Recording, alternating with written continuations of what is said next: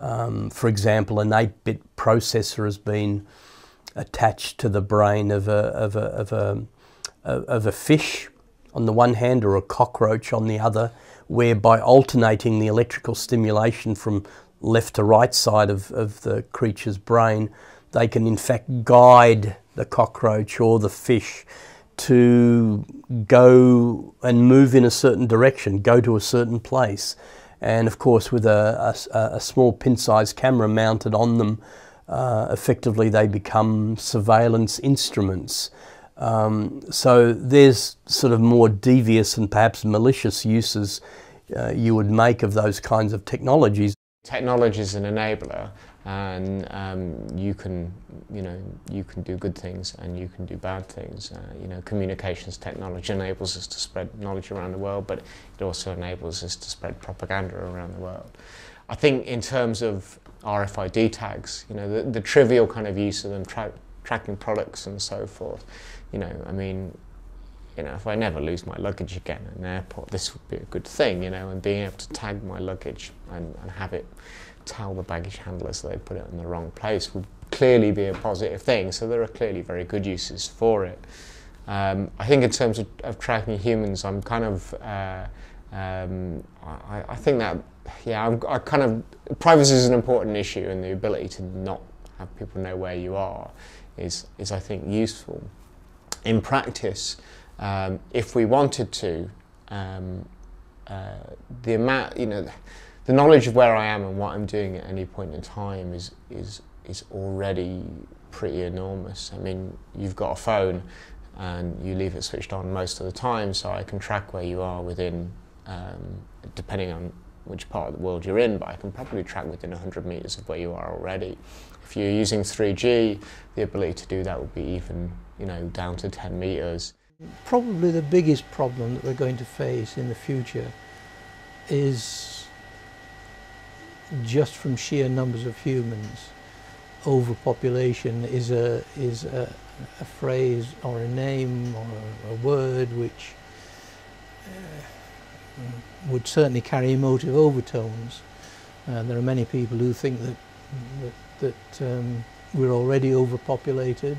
There are plenty of others who think that we could go on increasing the human population almost without limit. But clearly there must be limits. I'm going to be my most cynical and say, well, what will actually happen is that there'll be a few commercial organisations which will basically control it all, and there'll be massive copyright issues, and the whole movement will be towards control and preventing people from doing things, because as the technology gets more invasive in our life, and the technology also gets more complicated, so your ability to understand your own environment has massively disappeared. You're using a camera at the moment and you have no idea how it works. I'm a computer scientist. I don't know how these things, I can take them to bits and I can put them back together again, but I don't actually know how they work, beyond a very, very broad brush idea. So the ability to control people and control people's environment has also got much, much larger. And that, I think, is a potentially big worry. In the past 80 years, we've seen media communications technology expand exponentially. From the first commercially available televisions in the 1930s to the postmodernistic global community of the World Wide Web. Where will we be in another 20 years? Will we look back upon colour television as being primitive? Will the next generation of media technology be more real than anything we have experienced? Just by looking at the way things have gone in the past, I think that if present trends continue, we're going to see more and more intimate interfaces, more and more intuitive interfaces, I think, between the internet, between computer-based technology and our own everyday experience. I think that the technology just gets more and more pervasive. So more and more information, more and more resources that we use become aware of the world and aware of information around them. And to the extent now that people have just got so used to having immediate, massive quantities of information just available at the drop of a hat, and I think that's only going to continue. The question of, I think, for the next 10 years, which is a relatively short space of time, is working out how to make that information easier to use and easier to get hold of. With technologies like the Wii, this kind of interface becomes more and more intuitive, I think. So anybody can use them. It's getting cheaper all the time, of course. We can access the internet from virtually anywhere in the world now. So all of these things, I think, are certainly not going to slow down.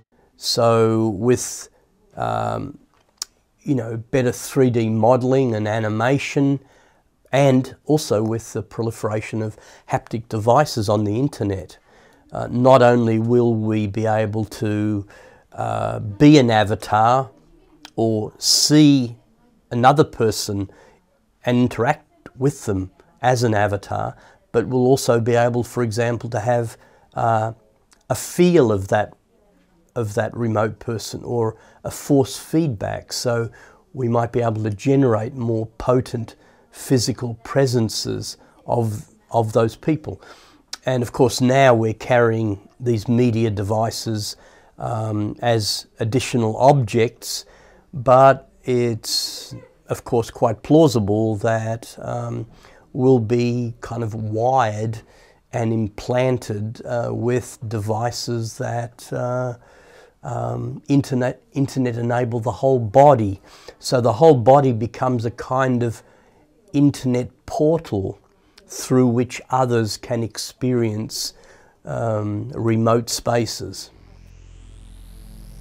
We now stand upon the edge of the unknown, at the most advanced stage humanity has ever seen. With biocompatible technology now becoming a reality, evolution can be quickened, the human potential expanded. What we make of this technology will ultimately influence the future of humanity and planet Earth.